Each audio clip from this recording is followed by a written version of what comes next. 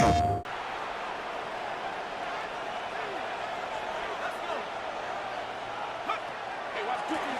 here with Robinson. And that one shut down pretty quickly. We'll get back to the line of scrimmage. That's it. A gain of 1. Brings up third and 9.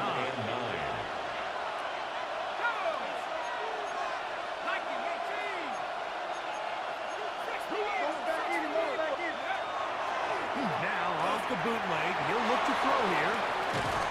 And he'll be out of bounds, well short of the line to gain. And that'll set up fourth down.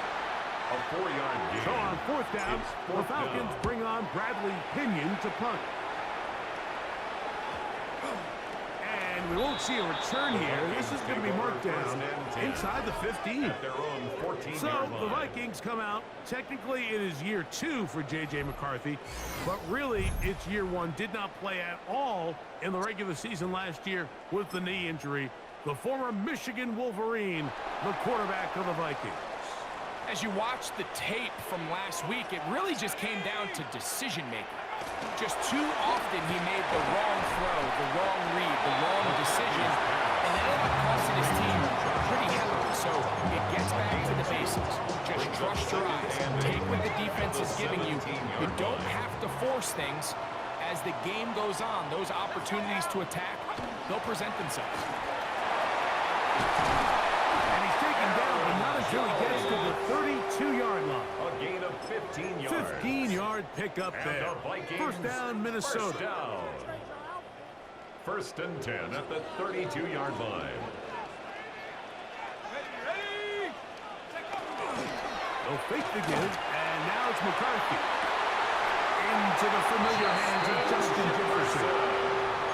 They get 20 on the connection. It'll be a Vikings first down.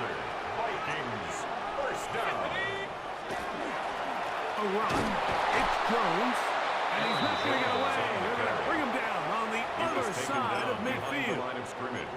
So there's multiple factors, Mike, that make blitzes successful. So, of course, there's the initial design. Can you attack the vulnerabilities of the offense's blocking scheme?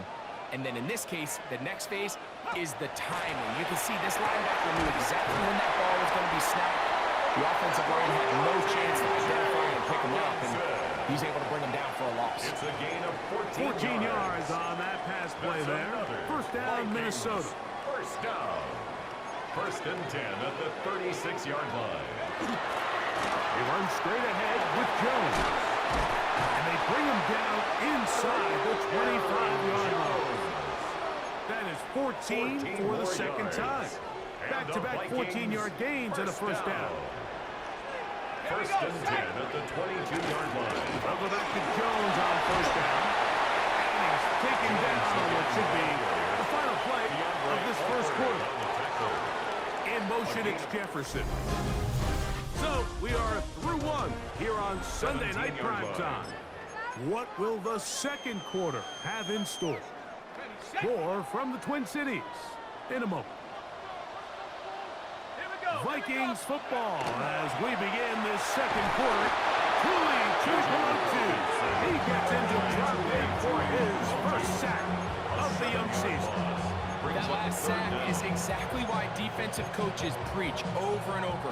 Just play the next down. Just continue to make them snap the ball again.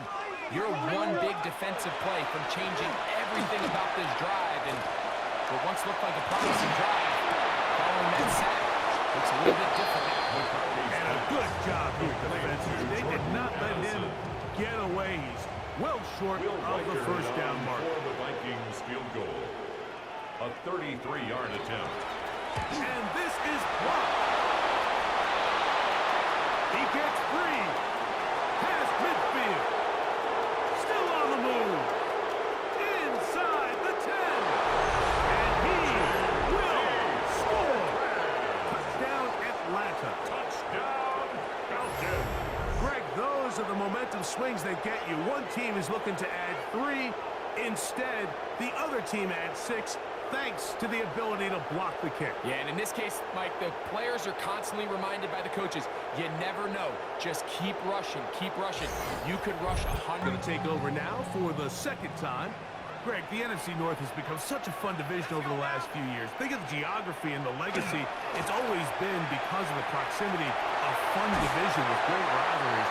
But with almost all the teams playing well, save the Bears over the last few years, it's almost heightened the awareness of how good the NFC North can be. Yeah, I think going into the season, I'd make the argument it's the best division in football. And I think when the worst team, I know they were 5-12 with the Chicago Bears, but to me, there's a lot of wins built in there. Now they bring in Ben Johnson. They continue to build around Caleb Williams. It feels like there's a lot more wins built into that 5-12 record if they just get themselves organized and get some pieces around Caleb Williams, and that's what they've done. So, yes, Detroit and Minnesota, Green Bay, they've clearly been the top three for the last couple years, but if Chicago and that roster, if that's your fourth best team in your division, I'll tell you what, those are going to be some really competitive division games this year. And I don't know if it's the weather. I don't know if it's the length of the franchises. But when these divisions go head-to-head, there always is a legacy feel that just is additive to the anticipation of those matchups. Yeah, and every one of these franchises has significant history for a lot of different reasons. They have Hall of Fame players, Hall of Fame coaches. Some of the most iconic individuals in the history of the league have played for these four organizations over the last 50-plus years. So there's so much into it, more than just the matchup on the field in that moment, and you can feel it with how much the fan bases rally behind their team. He's got room at the 30. Now he's loose down the right sideline. And he won't quite make it to the pylon, but he's out of bounds right around the 1-yard line. That's another Vikings. A couple of big plays, one after the other, and now it's first and goal. With the fullback trying to power it home. And he will take this one across just shy of the 30. Falcons offense ready to take over for their second possession. So, Greg, let's pull back big picture and talk NFC South for a second, a division that you know so well. We've got teams that have been to the Super Bowl in the last 15 or so years out of this division. Yet people overlook it at times. Maybe they've overlooked how good Tampa's been the last 4 years, too. Well, it's funny, Mikey. You think it wasn't very long ago that the NFC South was the toughest division in football. I mean, you mentioned Super Bowl teams. Tampa Bay won one recently with Brady. And then Atlanta, they make the Super Bowl with Matt Ryan. And New Orleans, obviously the success they had with Drew Brees. And Carolina, we played in a Super Bowl. This was a division you didn't want to play. Now, they've all fallen on their resets. New coaches, new quarterbacks. Tampa Bay has done the best job weathering and taking advantage of their rebuild and their next era in the midst of a down division. So, big reason they've won 4 in a row.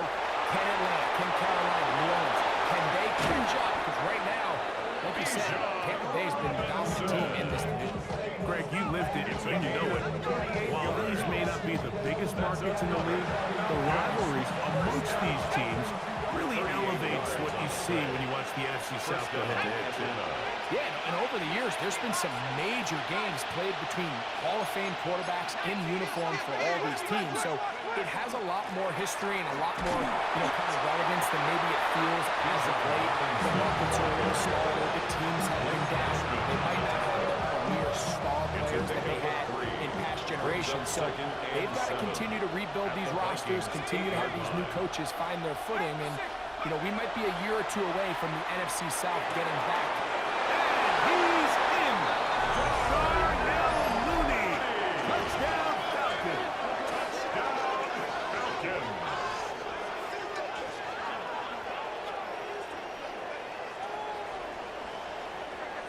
Offense as they take over once more. Operating from their own 23, they'll begin first and 10. The pressure gets there, and down he goes back inside the 20-yard line. Work to do now as they come up on second and long. Operating out of the gun, it's Brosnan. Nowhere to go. He is taken down. Jalen Walker. He had 2 sacks in the opener and give him 1 more here in week 2. Now a timeout. Atlanta, that's their first, and they'll stop it just over a minute remaining in this first half. Bosmer looking to throw here on 3rd and long. Quick throw, taken Falcons go ahead and take their second timeout. Clock stops with a little under a minute to go in the second quarter. In punt formation. So on fourth down, out comes Ryan Wright to punt for Minnesota. Back deep, the dangerous Jamal Agnew. Fair catch will be taken out near the 35-yard line. The Falcons offense can see what they can do in the final minute of this first half. They lead by a touchdown as this drive begins with 1st and 10.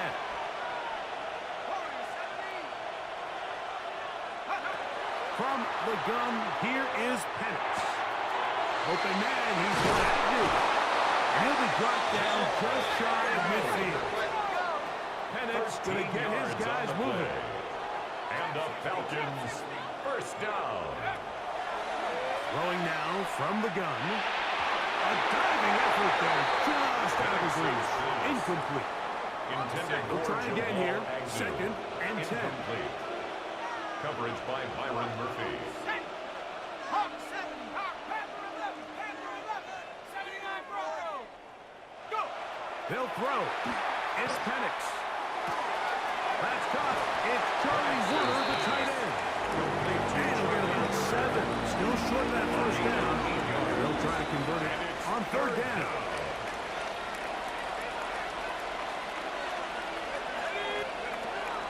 They'll try to run for it with Robinson. A good run there to the 34-yard line. That is a first down.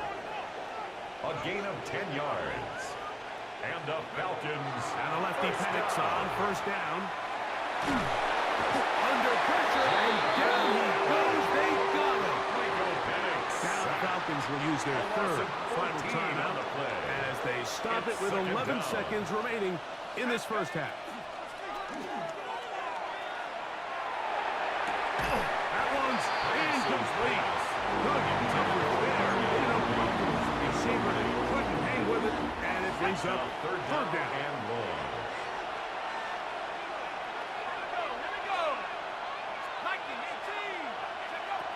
Out of the shotgun, it's Penix. The catch is made, it's Agnew. He's going to be out of bounds. He is well shy where he needed to get to. It'll bring up 4th down. A 58-yard attempt. And this is no good. Could not get it on time of the 25. Here comes Aaron Jones and the Viking offense as they take over once more. Well, Greg, it will be a very busy stretch for the passports. A lot of international games to look forward to. 7-0 outside the U.S. Chiefs and Chargers last week in Sao Paulo. Great ones to follow.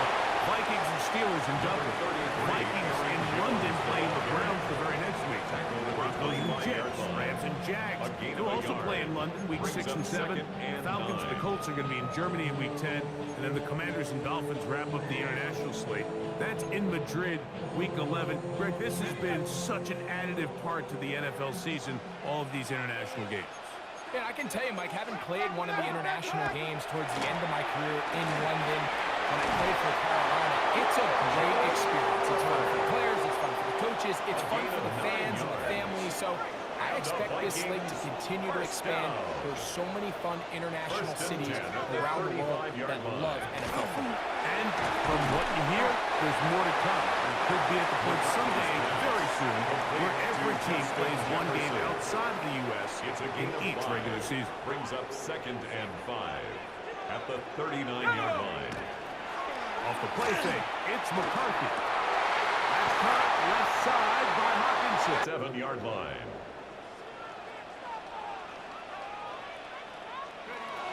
Off the bootleg, it's McCarthy. This pass, right side. Going to be caught by Addison. Bit of a quick hitter here. What you're hoping for, Mike, is that the defense can't react quickly enough because the ball's coming out so hot. But they knew it was coming, and they ended up holding him to just a short game. This defense, this one, they get him down behind the line. It's a loss of a couple. He sniffed that one out from the jump. I mean, once he diagnosed and knew where the ball was going, he got there in a hurry, and he put an end to that play really before it ever got started. He's got a receiver. It's Addison. That's the second time they connect on this drive. This one good for 13 yards. On the play. A fresh set of downs to work with. It is first down and 10. First and 10 at the 21-yard line. Play action now. It's McCarthy. Oh, he's going to be followed up and taken down. They got him. Tui Pelotu in there to drop him. That time, it's a loss of 7. Ready? Hit! To the air on second down. Roseman. He'll get this over the middle to Jefferson. That help is going to be much more manageable third down, getting some good yardage on that second down play. It's now 3rd and 4. Out of the gun, here is Roseman. He'll try and get there on the ground. And he will easily pick up the first down. They've got first and goal coming up. Those plays are killers for a defense. You think you have the quarterback hemmed in. You think you have a chance for your pass rush to get you off the field. Instead, he gets away, picks up some tough yards, and sets his team up first and goal. They'll run it here with Jones. Falcons offense getting ready for their opening possession of this second half. Now, Greg, as we get the season going, obviously the adjustment to last year's new kickoff rules in place. We talked to a lot of coaches during the year. Folks didn't seem too bothered about letting the other team have the ball at the 30-yard line after a touchback. But the 35-yard line, I don't know, does that feel any different to you? You know, it does, and I think the part that people don't talk about enough, Mike, is the impact that it's making on going for it on fourth down, not settling for field goals. Because remember, in the old days, if you got stopped inside the 5 or you scored inside the 5, it was all the difference of if I kicked a touchback, they got the ball at the 20. There wasn't that much of a spread, but now all of a sudden, is it in my best interest to settle for a field goal and kick off when I could give you the ball at the 35, where even if I fail down there tight in the red zone on the 3, you now possess the ball inside your own 5-yard line. So I think that's an element now that's causing offenses to go for more touchdowns, kick less field goals, because the ensuing kickoff is giving my opponent the ball in much more favorable territory. You know, the other rule that is adjusted are overtimes in the regular season will mirror playoff overtime. Each team getting the ball. I'm so happy, Greg, because I just felt so incomplete when the team got to overtime, but then their offense, which may be the best part of the team, never got on the field. Yeah, and I couldn't agree more. And you hear everyone saying, oh, well, just get a stop. Well, it's that legendary game between Mahomes and Josh Allen where neither team stopped them. It was just an offensive touchdown festival. So you run a coin toss and you get the ball. Well, the other team's defense hadn't gotten a stop the whole game. If Josh Allen got the ball first, he probably would have scored on a walk-off. So I love the idea of both teams getting the ball. If the game is good enough to go to overtime, let's finish it. We don't need to be in a rush. There's no curfew. Let's let the guys finish it on the field. A lot more similar to how the regular game goes and not have significantly different game flow come over. That's another Falcons first down. First and goal at the 7-yard line. Off the play fake, here's the lefty Penix. Oh, a short throw there, but it's going to end up incomplete. That's a pass he say he should have had. Instead, he does not, and it brings up second and goal. And it was really the pressure that threw that play off, Mike. I mean, he tries to counter the blitz by going to the quick game, which is fine, but it just seemed like they weren't necessarily on the same page and results in a drop. And he'll lose yardage here. The defense standing strong in the red zone. They drop him back at the 10. The idea here on second down is in the event you're unable to score, at least put yourself in a third and manageable goal-to-go situation. But now after taking a loss, it really changes their approach here. And I think on third and goal now, they got to put this ball in the air. You know, that third down, they thought an easy way to pick it up and get some positive yards would go to their quick game, but it didn't seem like the receiver and the quarterback were on the same page, and now brings up fourth down. Now a timeout, Atlanta. That's their first, as they'll discuss what's to come as fourth down is looming.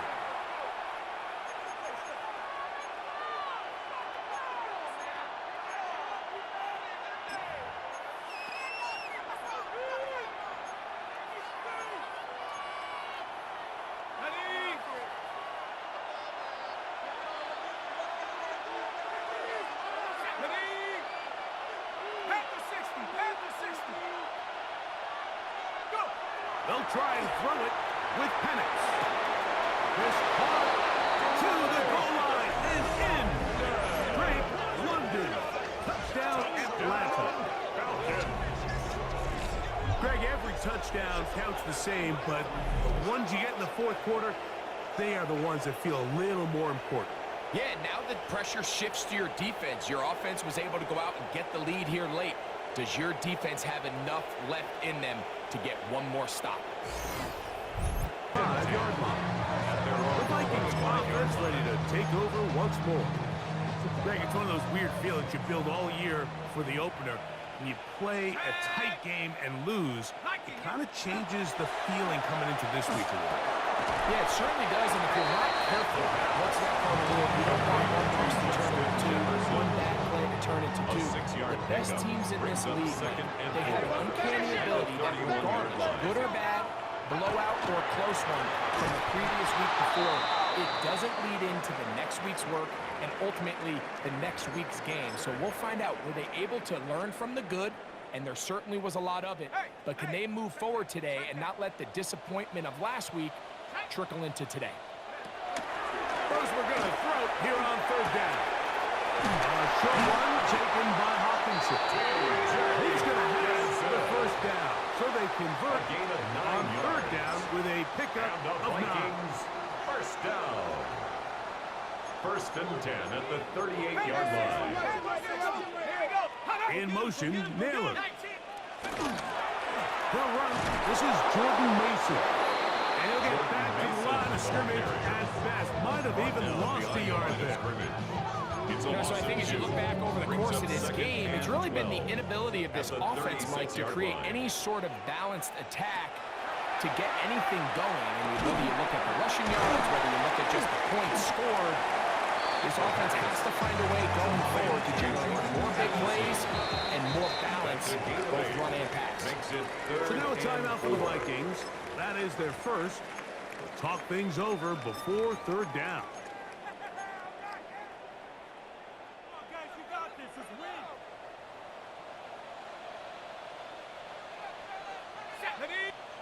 They'll drop to throw. His fullback releasing, and he's going to bring it in. Nice job there defensively to keep him in front of the marker. It's going to bring up fourth down. And it seems like he just cut that route a little too short. He's got to get more depth on the initial stem, and that way he makes sure when he catches the ball, it's beyond the sticks. And he's going to pick up the Vikings' first down. They find a way to keep the drive going with the fourth down conversion. Oh, a loose football. And the Falcons have come up with the recovery. And there is the backbreaker, Mike. The one thing you can't have late in the ball game is a turnover. You're ready, you're up against the wall. You know you need a late score here to come back from behind. And let's give credit to this defense. They know they were a stop away from victory. And after forcing that late turnover, it looks like they're going to seal this one. Here comes the Atlanta offense now. They get set to take over once more. And this one now not quite over yet. Still 2 timeouts remaining for the defense. But burning that timeout early really comes back to cost them now. It's a give up the middle to Robinson. And he'll get nothing here. Back to the line of scrimmage, and that's all. That's a second charge timeout for Minnesota. And they'll get together prior to the second down play.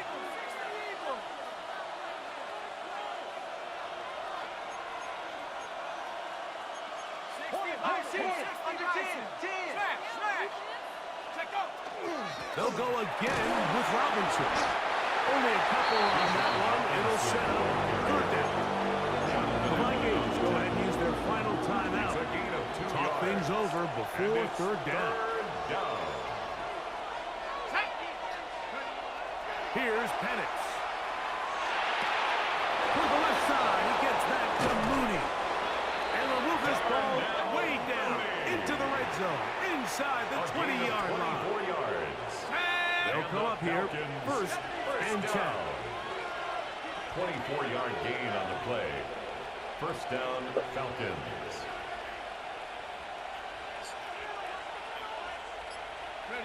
Victory formation here as he's down to a knee. So it's a win for the visiting Falcons. They get the victory here, away from home, to run their early season record to 2-0.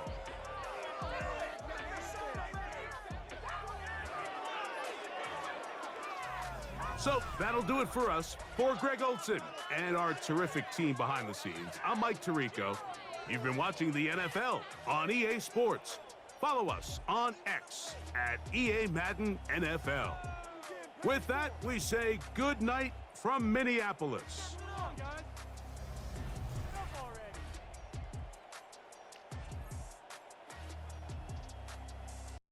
PlayStation